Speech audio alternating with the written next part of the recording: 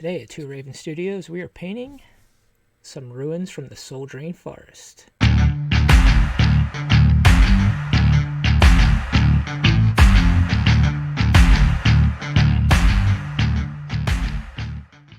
Hi guys, it's Jonathan from Two Raven Studios. Today we're going to paint some scattered terrain. What we're going to be using is this set from Warcry. It's the Ravage Lands Souldrain Forest from Games Workshop. It has a lot of cool fallen statues that we can use as scattered terrain, so that's what we're going to be painting today. Our goal is to use contrast in a slightly different way than you would expect. As always, you don't have to follow exactly what I'm doing. I'm here to try to give you concepts and ideas of how to paint, not to tell you exactly how to do it. You don't become a better painter by copying someone else. You become a better painter by taking ideas and using them as your own. That being said, though, here's what I already did to get things ready. I used this Rust-Oleum Stone Gray primer to get everything primed up. Any light gray will do. Again, you don't have to use exactly what I'm using. The other thing I did was I base coated all the metallic bits in Scale 75 Necro Gold. I just said that you don't have to use the exact paints I'm using, but in my opinion, this is the best gold paint out there for miniatures. So if you don't have this, get yourself some. It's a good idea to try it. So like I said, we're using contrast in different ways, but you don't necessarily have to use contrast. You could use inks or something else as well. So break out your airbrush. We're going to put contrast through an airbrush and get painting. So we're going to start with Militarum Green contrast paint right through the airbrush. I'm not thinning or anything. I'm just putting it right in the airbrush. You can see I have it in dropper bottles. I just transferred the paint over to make it easier for me. As you can see, I'm focusing on the lower areas mainly. This could represent moss or just shading in the stone. That's why I'm using this color. As you see as I'm moving around the miniature, you can probably see that I'm using the hard edges of the piece itself to mask off and give me hard lines of where I want lights and shadows. Like right here's a good example as I go across the top of that piece. Again, you don't have to be very specific of where you're putting this color because it could be mosses, but you want to focus mainly on the recessed areas of the piece as you move around, just trying to create some visual interest to break up the big flat areas of the piece.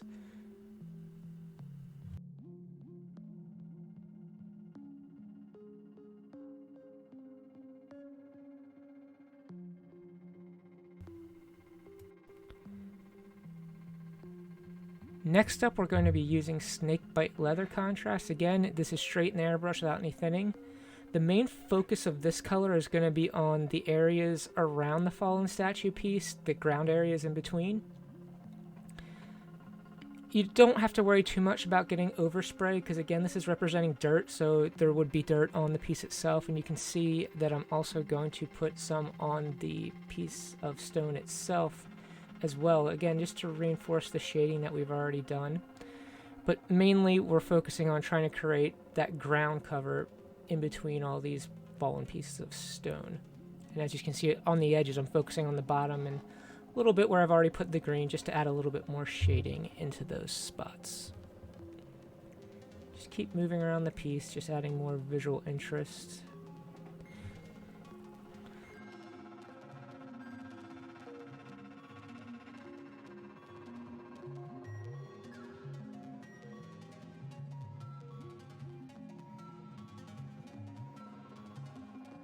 The final contrast paint we're going to use is Cygor Brown, again straight into the airbrush. This is going to be the shading of all the colors we've already done. So we're just adding in more shadows and darker areas into both the ground cover that we did and the green on the statue itself. We really want to focus mainly on the deeply recessed areas like that piece there between the two broken pieces of the statue. Again, this is going to cover a lot less area than our previous two colors because, again, we're just reinforcing those shadows and making things darker.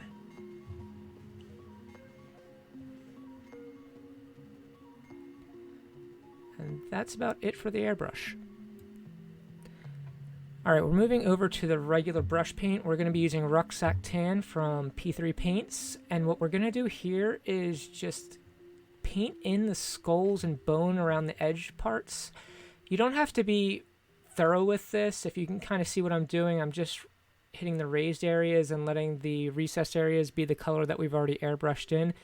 We're going to be dry brushing in a second, and it's going to blend all this stuff together. We just want to make the bone stand out a little bit from the surroundings. So we're using this color. You could really use any color you want. It doesn't have to be this specific one, this specific brand. It's just I prefer P3 paints when I use my acrylics, and I figured this is a good color for these bones.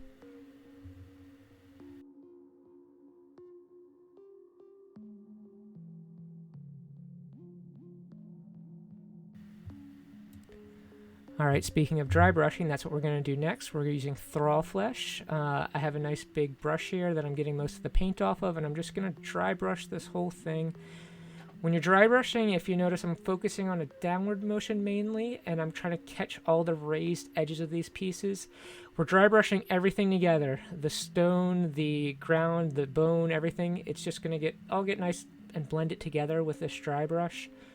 We kind of want to blend things together because this should be something that's been sitting here for a while, and we want it to look like it's blended into its surroundings slightly, and that's what this dry brush is going to do.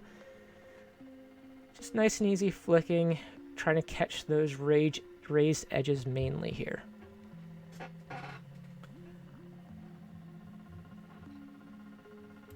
As you're moving around the piece, you can kind of change the angle that you're brushing and change the angle you're holding it to give you the best chance of catching the edges you're trying to catch, so you can really get all the parts you want highlighted with this dry brush.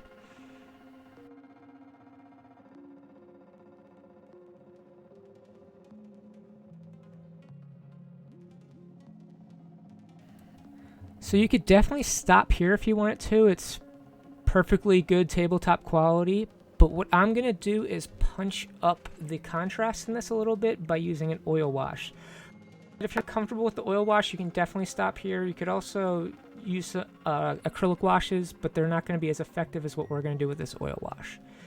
So what I'm going to do is we're mixing sap green and black. You don't really need a specific fancy brand of oil paints. I just used to oil paint on canvas, so I have these lying around.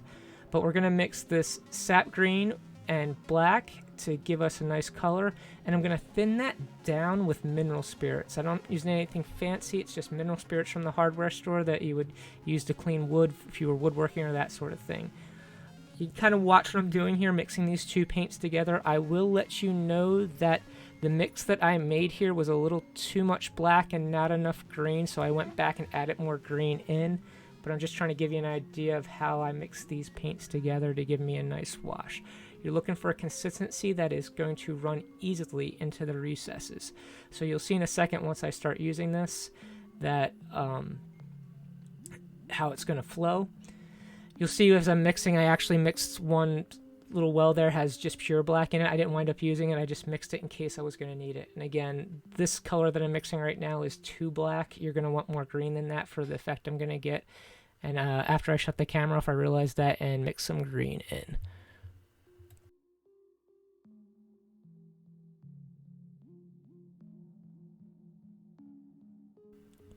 So here's the magic of oil washes. All we're going to do is tap the brush on the recesses, and if we have our consistency right, the paint should just flow right in all those recesses and make them pop out nicely for us.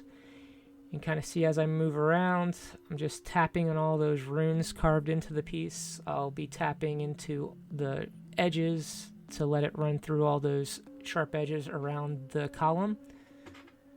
You can just follow me as I'm tapping this brush. The key here is you want to brush with a nice little fine point so the paint goes where you want it to go. You can always clean oil paints up easily later because they dry much slower. The mineral spirits that we mixed in are going to actually make it dry faster than it normally would, but it's still much easier to clean up than it would acrylic wash. That's why I was saying before the oil wash is going to be superior to the acrylic wash in this case. You can kind of see when I tap into those ridges how it just flows across that whole ridge to fill the recesses. So you can watch me for a little bit. I'm just going to be moving around the piece, repeating this process, trying to get this oil wash to flow in all the recesses to really kind of make those shadows darker so we have more contrast in the piece.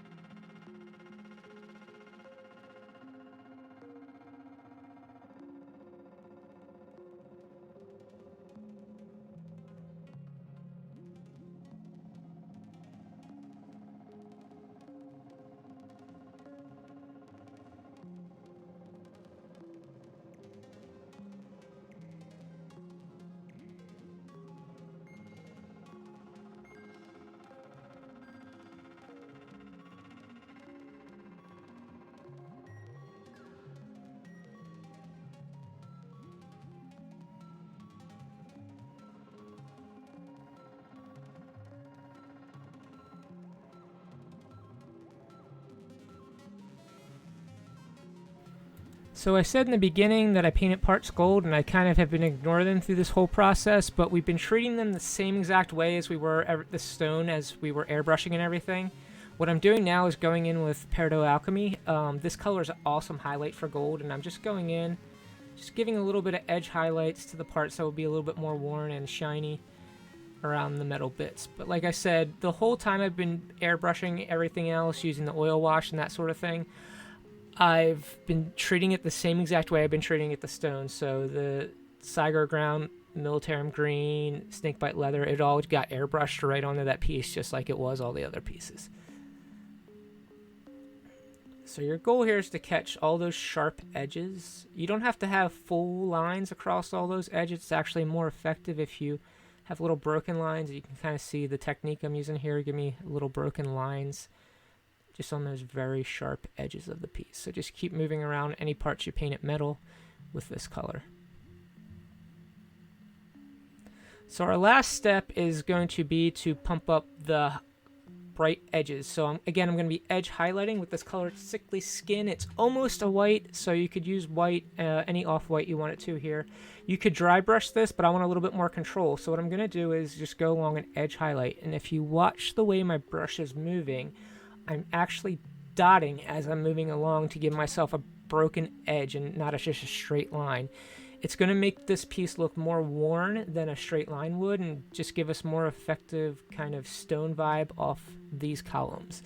So as I move around, as you can see, I'm just little dots as I move around. You don't have to highlight every single edge. You can just pick out the pieces that you really want to pop.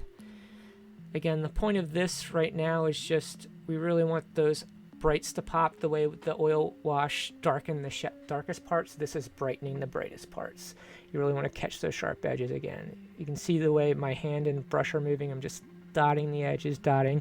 This is a really effective way to highlight things when you want to make them look worn, and you can use it on a lot of stuff. It's really effective for leather too. Just this dotted edge highlight. Instead of making solid lines, you dot as you move. Always make sure you're turning the piece to get a good angle on the edge you're trying to highlight. Kind of see I'm just selectively picking out edges to highlight, not worrying about every single edge. It's more effective here to just kind of give it to the spots that you really want to show focus to, like all these little broken bits right here, to show how they're broken apart. The edge highlights are going to really reinforce that kind of cracked stone look to them.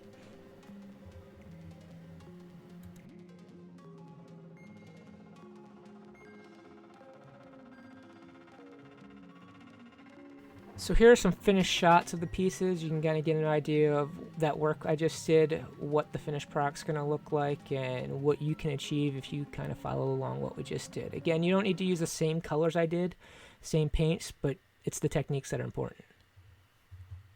So I hope you guys found something useful in all that to help improve your personal painting. Make sure if you did, you subscribe, like the video. I have a lot of cool stuff planned coming up, a lot of more painting videos, gaming videos you don't want to miss out. Next week we'll be painting a Forge World Contemptor Dreadnought to show you how to paint some cool gold. See you next time, guys. Until then, keep on gaming and paint your minis.